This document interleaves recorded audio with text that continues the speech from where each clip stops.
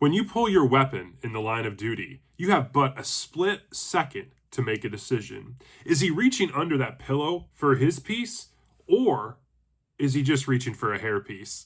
Stick around.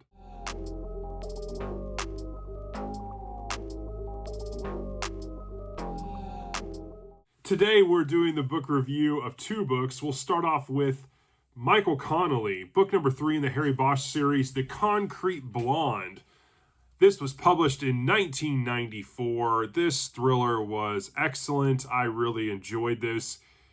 Connelly, so far, the first 3 books in the Bosch series is just really, really good reading. I'm blown away by how good it is, honestly. And so let's dive right in and talk about the summary of this thing. And so we have LAPD Detective Harry Bosch. He's on trial for the killing of Norman Church, a man who he believed to be the infamous serial killer, the doll maker. Bosch shot Church when he was reaching under his pillow, and he thought he was reaching for a gun, and it ends up being he was reaching for his hairpiece. Nevertheless, Church was at the scene of a crime.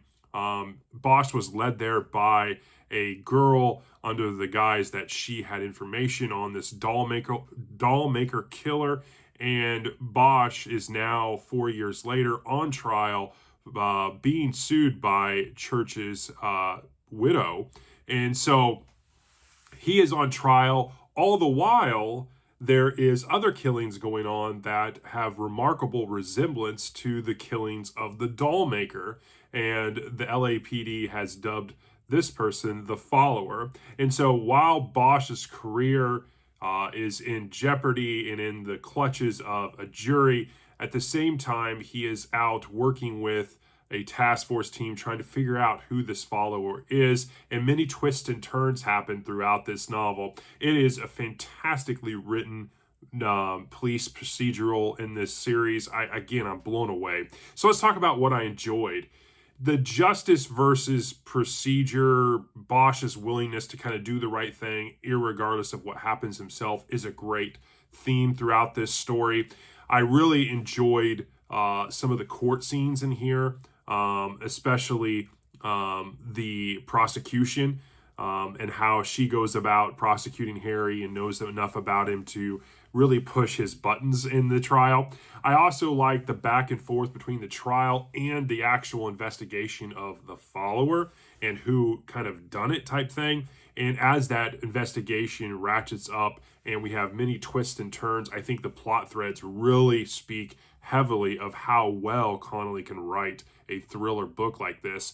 I really enjoyed several different scenes, some returning characters. I really like Hans Hoff, kind of this assistant chief, assistant director, and how the guys in the police force are making fun of him under their breath a lot of the times. I thought that was really interesting, very real in kind of a predominantly male environment in a police force. I also liked one particular piece where Chief Irving now, who was one of the IA chiefs back in the first couple entries that was always kind of against Bosch, he has this conversation with Bosch after Irving is on trial and is represented as a character witness, and he's asked some pretty poignant questions regarding Bosch and Bosch's mother, and he has this kind of almost cryptic conversation.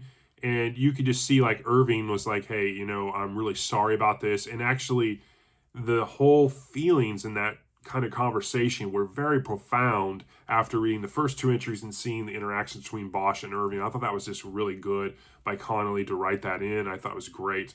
Some of the discoveries and scenes regarding new victims, new bodies, I thought were really good.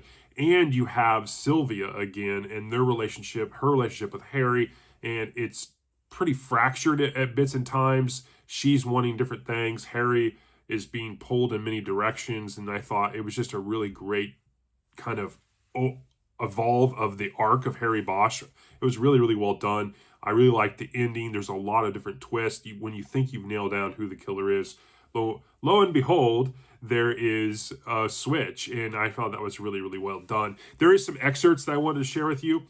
the truth is not always in the evidence. Sometimes it's in the silence. And I thought that was really a good one that summarizes this book pretty well. Another one was, he was a man whose job required lies, but whose soul demanded truth. That was the contradiction that carved him hollow. And I thought that was a really indicative of Bosch in the story. And lastly, there's no justice without pain. You don't get the truth without bleeding a little. And I thought that was really indicative of Bosch and kind of the trial. And so I thought those were three really good ones. I have no criticisms in terms of rating and overall. I give this a 4.8. I thought it was fantastic. I ripped through this thing. I was engaged the whole time. I really was finding myself trying to get back to the story a lot.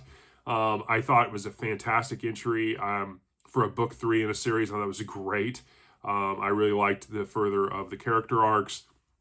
I think Connelly's writing is superb. I'm, again, blown away. I wish I would have picked him up many years ago. This was published, I was still in high school. I wish I would have picked it up then. The pace, plotting, the character development, it's all superb. This is a really, really good book. And I can understand why online, this is one of the favorites of a lot of folks that read this series.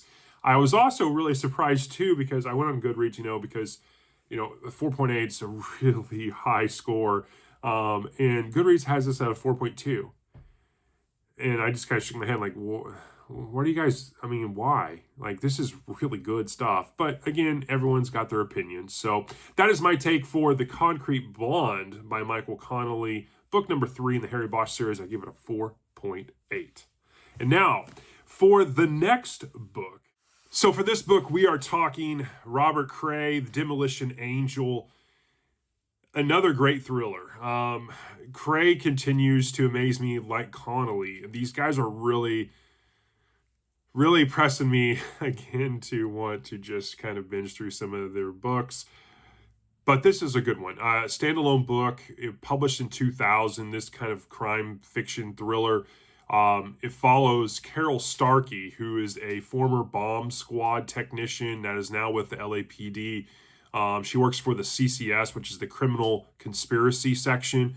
3 years earlier, she was working in the bomb squad, and a bomb went off, and she was injured, suffered several injuries, and her partner, named Sugar, was killed in the line of duty, and she is very heavily affected by this mentally, and it has caused her to have depression, anxiety. She's smoking a ton, drinking a lot, and to the point where people around her in the CCS are getting very concerned about her ability. That is her fellow peers and her supervisor. And so when there's another bomb technician that's killed in the line of duty, Starkey is pulled into the case, as well as there is a member from the ATF that joins named Pell, and Starkey is put on the front lines to represent the CCS and has to work with Pell from the ATF. And that is a very interesting dynamic relationship throughout this story. At first, obviously, there is butting of heads,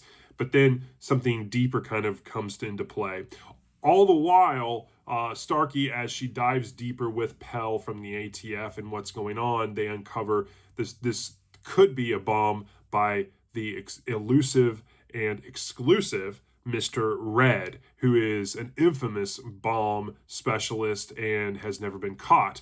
And so a lot of high stakes happen here. You have trying to catch Mr. Red. You have kind of government agencies butting heads. You have a person that's very flawed. You have a whodunit. It's very, very well. What I enjoyed in this book, let's dive right into that because there's a lot to unpack. It's typical Crais in his writing. It is just explosive, fast. You just go through this at such speed. It's really remarkable how fast you're turning the pages, and you don't really even notice it. I was sucked in after 2 chapters. I really felt like maybe, I was reading the first 25 pages, maybe this one's is going to be the first one from him that I didn't like. And then 2 chapters in, I was hooked. And I guess I was just really sucked in from the page 1 on the other ones, that this one kind of took me a little bit, a couple chapters. It's a real long time, I know, but I was sucked in right after that. It just grabs you.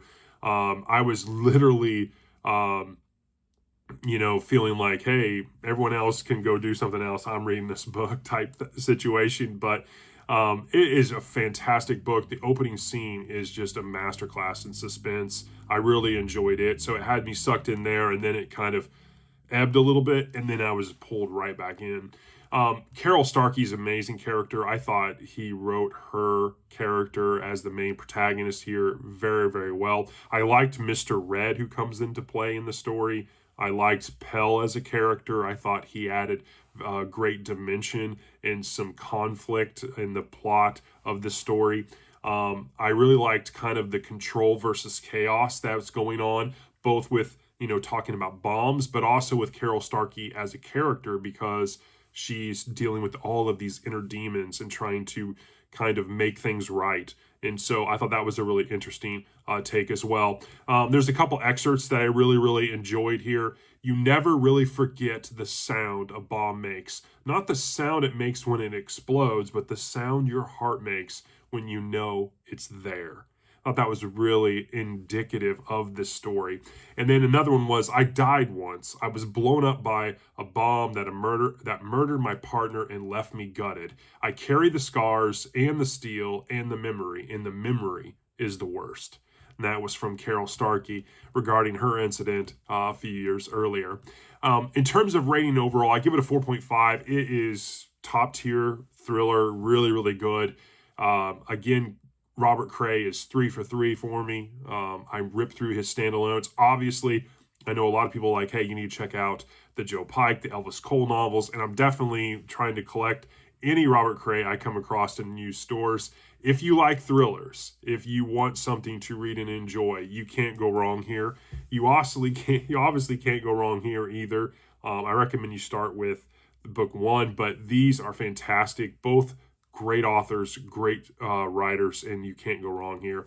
And that's my review for Robert Crais' Demolition Angel, 4.5 out of 5. And Michael Connelly, 4.8 out of 5. If you need a thriller, these guys are the best, and so you definitely should check them out. And I hope you enjoy this review, and I will talk to you all in the next one. Thanks.